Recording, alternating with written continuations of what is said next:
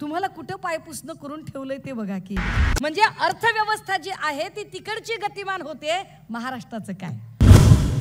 समजा असं वाटलं एकनाथ शिंदेना किंवा नरेश, हे जाऊ दे यांची नावं घ्यावीशी वाटत नाहीत, यांना असं वाटलं की नाही बाबा आम्हाला जायचंय तिकडे, प्रकृती आहे बाबा, त्यांना काहीतरी वाटतंय, नाही मला तुम्ही द्या, किंवा आमच्यातलं काही संस्कृती आहे. आपण शिवसेनेने तर अनेक लोकांना दिलं, संस्कृती आहे. शिवसेनेने खऱ्या अर्थाने शिवसेनेचा, सत्तेचा, लोकशाहीचा अर्थ लोकांपर्यंत पोहोचवला.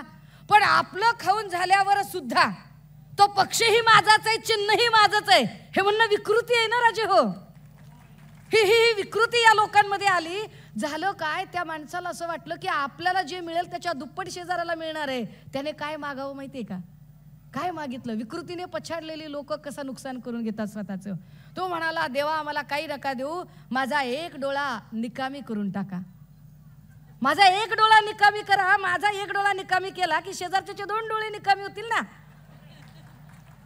ह्याला काय म्हणतात माहितीये का, आमच्या गावाकडच्या भाषेत त्याला लय इरसाल म्हणे. आमच्या गावाकडच्या भाषेत त्याला काय म्हणतात, नवरा मेला तरी चलतंय पण सवत रणकी झाली पाहिजे म्हणतात. सध्या ही सगळी जी गँग तिकडे गेलेली आहे ना, त्यांचं काय चाललंय माहितीये का, काय महाराष्ट्राचं नुकसान व्हायचं ते होऊ दे, काय नुकसान व्हायचं ते होऊ दे, पण आम्ही तर अबे तुझं किती नुकसान होतंय ते बघ की. तुम्हाला कुठं पायपुसणं करून ठेवलंय ते बघा की. माय मावल्यांनो, हे नीट समजून घ्या. आम्ही का लढतोय, आम्ही का भांडतोय. मी वारंवार असं सांगते की एका खासदारकीचा एक नंबर वाढवायचा यासाठी हे इलेक्शन महत्त्वाचं नाही. एक राजन विचारेजी यांना निवडून आणायचंय एवढ्यापुरते हे इलेक्शन मर्यादित नाही. हे इलेक्शन इथल्या जनमानसावर परिणाम करणारं आहे, म्हणून जास्त महत्त्वाचं आहे. ते कसं, उदाहरणार्थ आपल्याकडे वेगवेगळे शैक्षणिक ट्रेड आहेत. समजून घ्या की एक बी फार्मसीचा ट्रेड आहे. बी फार्मसी केलेला साधारणतः एका जिल्ह्यामध्ये 15 कॉलेज आहेत. एका कॉलेजमधनं एका वर्षाला 200 विद्यार्थी बाहेर पडतात. एका जिल्ह्यातनं साधारणतः 15 गुणिले जर 200 म्हटलं तर 3000 विद्यार्थी वर्षाला बाहेर पडतात. म्हणजेच राज्यभरातनं 1 ते 1.25 लाख विद्यार्थी बाहेर पडतात. आता नीट समजून घ्या, बी फार्मसी झालेला जो पोरगा आहे त्याला काम कुठे मिळतंय, त्याला काम मिळतं औषध गोळ्या बनवणाऱ्या कंपनीत किंवा स्वतःचं मेडिकल स्टोअर. 1.25 लाख पोरांपैकी फार तर 30 ते 35 हजार मुलं मेडिकल शॉप टाकू शकतात. सगळीच पोरं मेडिकल स्टोअर करू शकत नाहीत. 25 ते 30 हजार पोरं मेडिकल स्टोअर टाकतील. बाकीच्या पोरांनी काय करायचं, तर बाकीच्या पोरांना कदाचित त्यांना औषध गोळ्या बनवणाऱ्या कंपन्यांमध्ये काम शोधावं लागेल.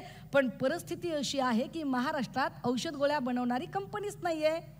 हे नीट समजून घ्या की सत्ता असताना सन्माननीय नेते आदित्यजी यांनी मल्टी ड्रग्ज प्रोजेक्ट आणला.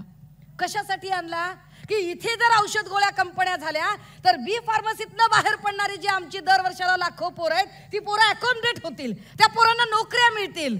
पण झालं काय, जे सगळे बिचारे मुनीम झाले होते गुजरात्यांचे, जे सगळे गुज्जूब आहेत, त्या मुनिमांनी काय केलं की हा सगळा जो प्रोजेक्ट आहे हा प्रोजेक्टच अहमदाबादला वळवला. आता काय होईल, जी आमची पोरं जी बी फार्मसी झाली पोरं आहेत ती नोकरी शोधण्यासाठी अहमदाबादला जातील, लॉन्ड्री तिथली घेतील, मेस तिथली घेतील, रूम तिथला भाड्याने घेतील, गेला बाजार लग्न पण 50% तिथेच करून राहतील.